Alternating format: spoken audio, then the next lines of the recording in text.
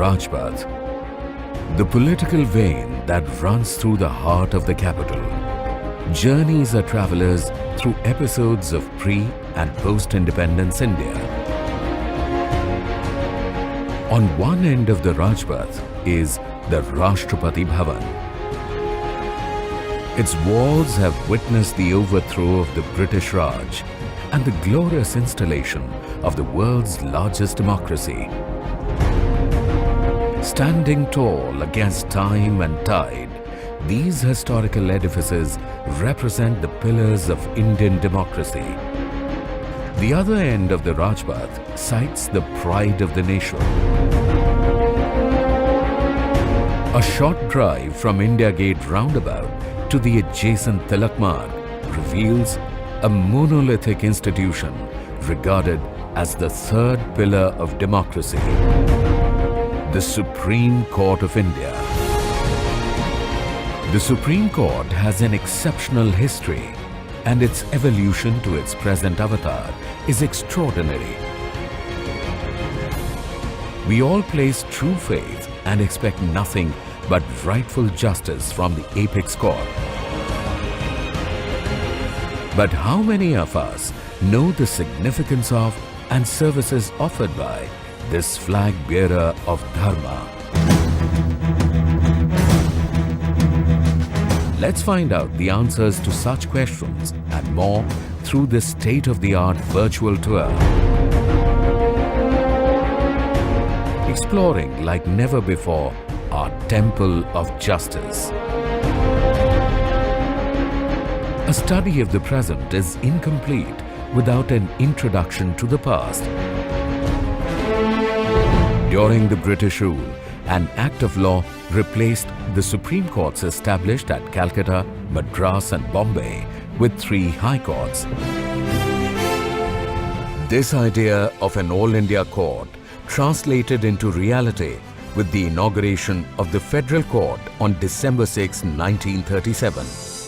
10 years hence, in 1947, post the drafting of the Constitution for a newly independent India, the Supreme Court of Independent India came into existence.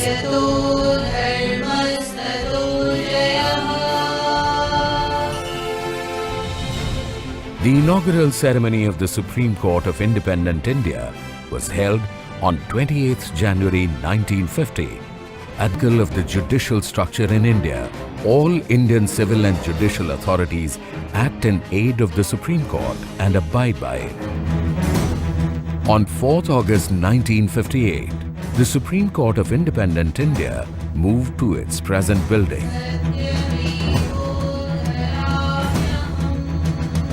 An architectural marvel, the building was designed in an Indo-British style in the shape of a balance with a pair of scales.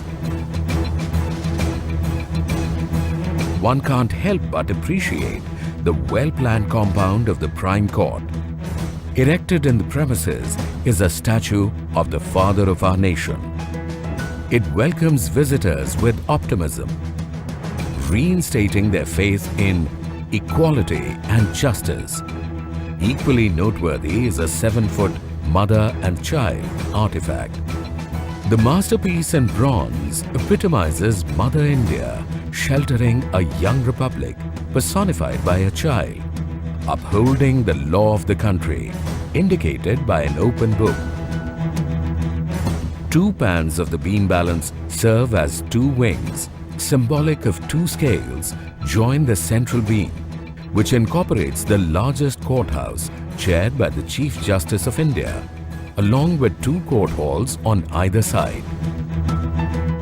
Spanning an area of 17 acres, this Guardian of Justice accommodates 15 courtrooms chaired by Honorable Chief Justice of India and Honorable Judges of the country.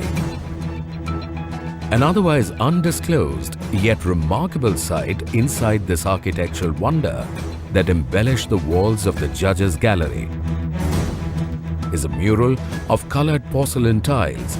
The mural exhibits the Goddess of Justice and the Father of our nation on either side of the extolled Wheel of Dharma, The exquisite beauty and the riveting history of this magnificent institution must have had your attention gripped so far. We shall now advance further to learn about how this esteemed institution functions and how justice is served at the apical level.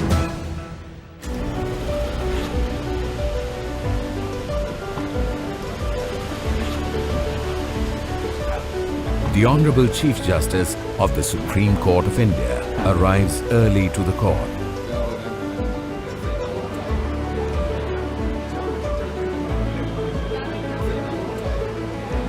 The Honorable Chief Justice and other Honorable Judges convene a meeting in the Assembly Hall to deliberate over crucial matters that deserve immediate attention of the court.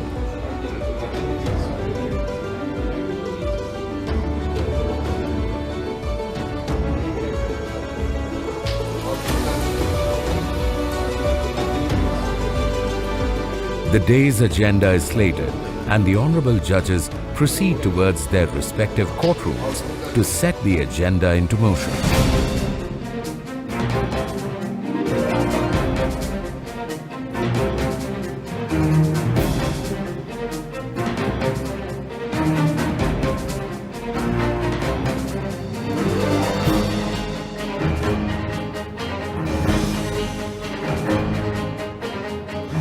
The Supreme Court is a shrine for intense discussions and debates on issues that concern a large number of people of the country.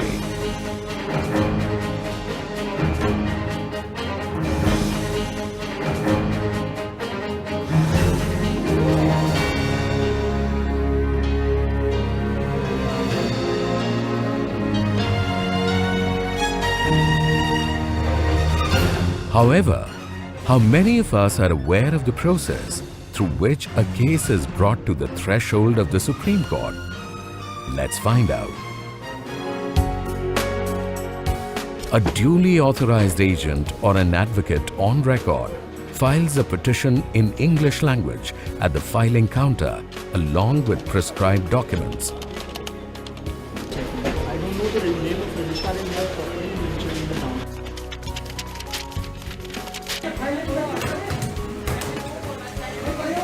The petition, post due scrutiny, is presented before the court for hearing. On acceptance, it becomes a case that awaits justice at the hand of the Supreme Court judges. Being a court of record, the Supreme Court does not have a witness box. Advocates plead their cases and the bench adjudicates on hearing the same. By virtue of being a public court, it maintains a visitor's lounge to allow public access to all court proceedings once they have met the identity and security requirements prescribed by the court.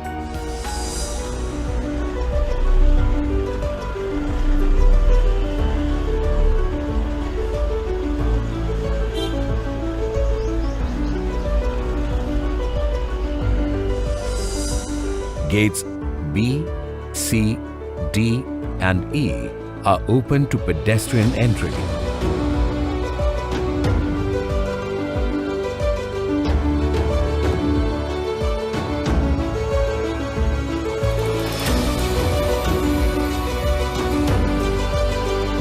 Easier to obtain the gate pass.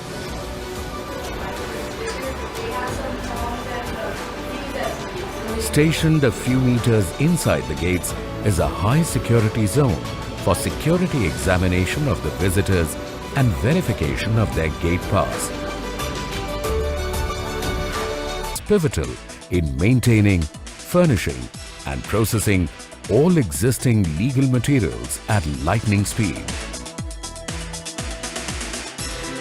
With an ever-increasing number of cases being filed, the judges today shoulder the Herculean responsibility of resolving over 80,000 cases annually, having a case disposal rate of 2,650 cases per judge per year.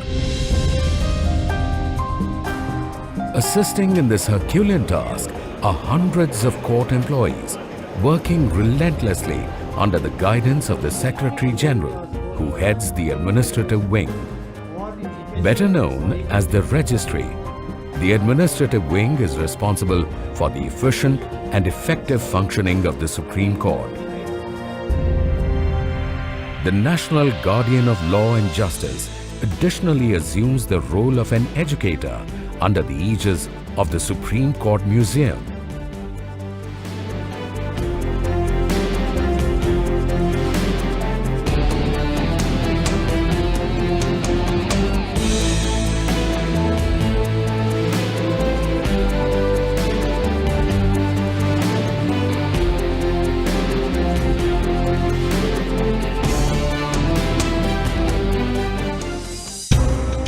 The magnanimous Supreme Court of India has gone through a tough tide of times. Undeterred and indomitable, the Alpha Court rose steadfast to such controversial times. Through its landmark verdicts and independent regime, it has proved its mantle time and again, restoring faith in justice and equality amongst 1.2 billion diverse people of the nation.